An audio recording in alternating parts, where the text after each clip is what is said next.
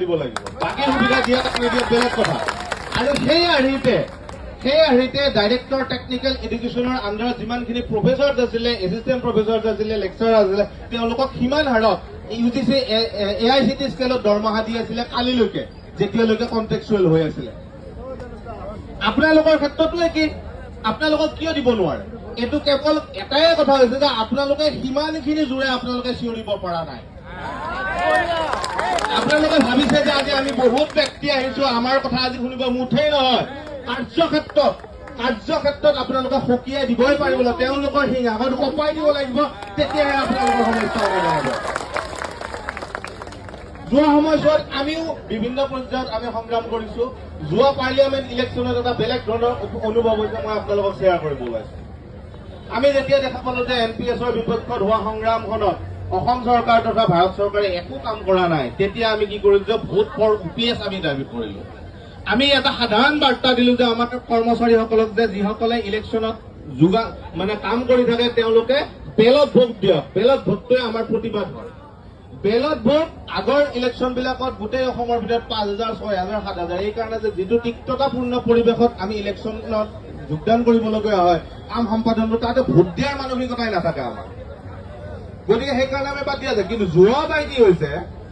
1,26,000 কৰ্মচাৰীয়ে ballot vote দিছে আৰু 2,60,000 আপোনাৰ নটাত দিছে আৰু তাৰ পিছতে অসমত বাৰ্তাই সলনি হৈ গৈছে NPS কৰ্মচাৰীৰ কাৰণে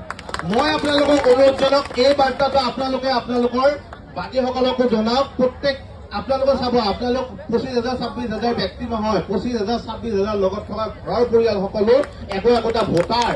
আপোনালোকক যিয়ে ভাল পায় অঙহী বঙি আছে বজাৰত যিসকলে আপোনালোকৰ কামৰ প্ৰতি তেওঁলোকে আস্থা ৰাখে ভাল পায় তেওঁলোকো এটা ভোটাৰ যেতিয়া দেখা পাব যে ভোটৰ অংকত তেওঁলোকে লাখ লাখ ভোটৰ কাৰণে এতিয়া সংকটৰ সৃষ্টি হৈছে তেতিয়া আপোনালোকৰ ওচৰত আহিব এতিয়া আপোনালোকে খেদি আছে আপোনালোকৰ সমস্যা সমাধানৰ কাৰণে সেইদিনা কিন্তু আপোনালোকৰ ওচৰত আহি ক'ব যে আমি এইটো সমস্যা সমাধান কিবা কৰি আমাক এই বৈতৰণি পাৰ কৰি দিয়া আপোনালোকে কিন্তু এই অস্ত্ৰপাত এইবাৰ নেৰিব মই ইতিমধ্যে টেট টিচাৰসকলকো মই যোৱাকালি কথা পাতিছো যে এই তিনিটা শ্ৰেণীৰ কৰ্মচাৰীসকলৰ শ্ৰেণীৰ যি সংগ্ৰাম চলি আছে এই সংগ্ৰামে এটা ধুনীয়া এটা বাতাবৰণ সৃষ্টি কৰিছে কৰ্মচাৰীসকলৰ শংকা নিৰ্মূল সমস্যা সমাধানৰ এটা পৰিৱেশ আৰু এই পৰিৱেশটোৰ কাৰণে মই তিনিটা গোটক এক কৰি পেলাই একেদিনে আমি আন্দোলন কৰাৰ পোষকতা কৰি আছো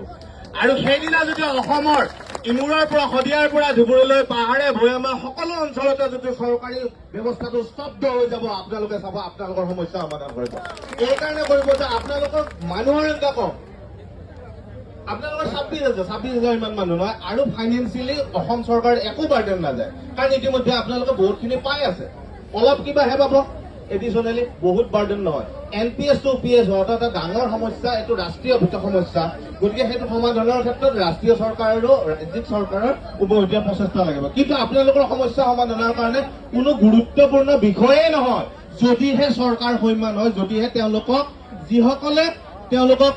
পৰিচালনা কৰে যিসকলে তেওঁলোকক এই ভূ কাবা কৰি থাকে বিভিন্নজন ব্যক্তিয়ে মই বাৰু সেইটো পিছত আৰু কম কোনে কেনেকুৱাকে কয় আৰু সেই ব্যক্তিসকলৰ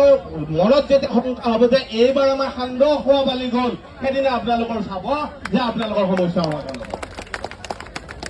মই আপোনালোকক অনুৰোধ জনাইছো এই যিটো বাৰ্তা এই যিটো সংগ্ৰামখন আপোনালোকে ইয়াতে নাৰাখিব আজি আপোনালোকে এদিন আহিছে বহুত কষ্ট হৈছে মই জানো আপোনালোকে পৰিয়াল কেনেকে আপোনালোকে চলায় তাৰ পৰা আহি কেনেকৈ অংশগ্ৰহণ কৰিছে যথেষ্ট কষ্ট হৈছে কিন্তু এই কষ্টৰ ফল মিঠা আৰু কম দিনৰ ভিতৰতে মই আশা ৰাখিছো ভগৱানৰ ওচৰত প্ৰাৰ্থনা জনাইছো সেইসকলৰ উন্নতি হওক যে আপোনালোকৰ সমস্যাখিনি সমাধান কৰক আৰু যদিহে ভগৱানৰ বুজনিটো তেওঁলোকে নুবুজে আপোনালোকে অহা ইলেকশ্যনত